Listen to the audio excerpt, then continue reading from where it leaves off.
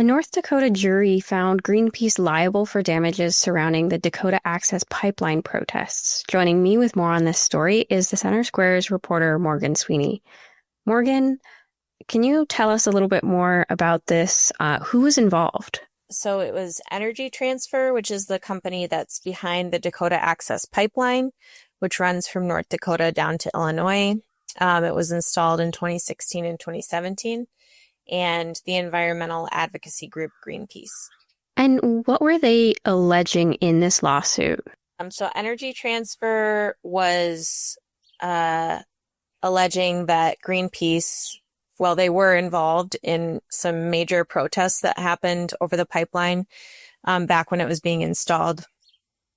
And Energy Transfer was alleging that Greenpeace had trespassed, aided and abetted to trespass, interfered with construction equipment, and been involved in defamation. So then what was the verdict from the jury? So the jury was not kind to Greenpeace. It found them liable for close to $700 million in damages. I think it's more around $660 million. So they awarded compensatory damages, which is like paying the company back for profit and things that it lost. And then they also awarded a lot of punitive damages, which is more just to kind of punish Greenpeace, so to speak, for the things that Energy Transfer said that they did. And the lead lawyer for this lawsuit, Trey Cox, he was kind of highlighting the difference between peaceful protests and violence.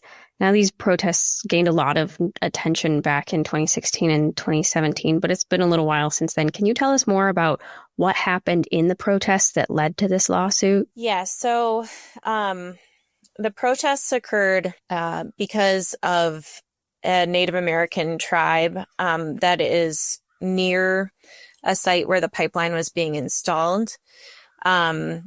So they're known as the Standing Rock protests. It's the Standing Rock Sioux tribe, and their reservation, like I said, wasn't far from one of the places that the pipeline was going to run through.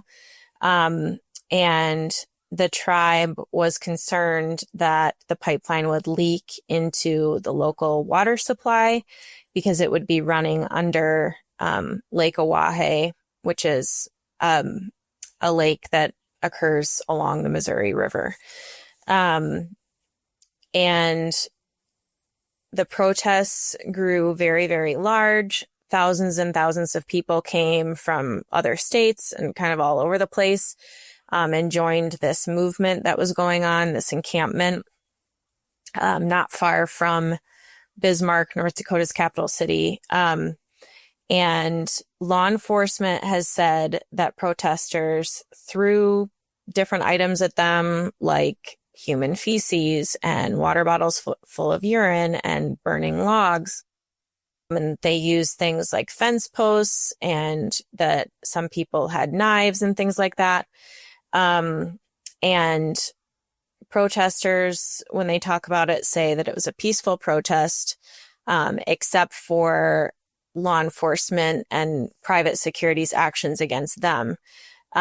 So there was an instance where some dogs were brought out by either law enforcement or private security or both.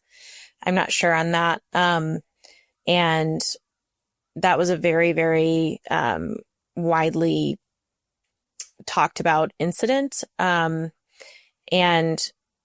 so protesters basically just said that law enforcement used undue force on them. They also used a water cannon on the crowd in very cold weather, and some other things like that. And so there was a lot of backlash over that. So Mr. Cox argued that peaceful protest does not involve trespass, and it doesn't involve interfering with private property. And There were protesters who would lock themselves to construction equipment. There's also some protesters who poured sand in engines and cut wires and things like that. And so Mr. Cox was trying to get damages for those things. And so $700 million is no small sum. How will this impact Greenpeace and their work? I think it's kind of unclear at this point. Greenpeace has said things like if they had to pay $300 million or more, it was going to ruin them, basically. Others have said, yeah, this is going to be the ruination of Greenpeace. But they have appealed the jury's verdict. And so I guess it just kind of remains to be seen, what the next lawsuit brings and if it undoes anything that happened in this one. Well, Morgan, thank you for your insights on this story. You can keep up with this story and more at thecentersquare.com.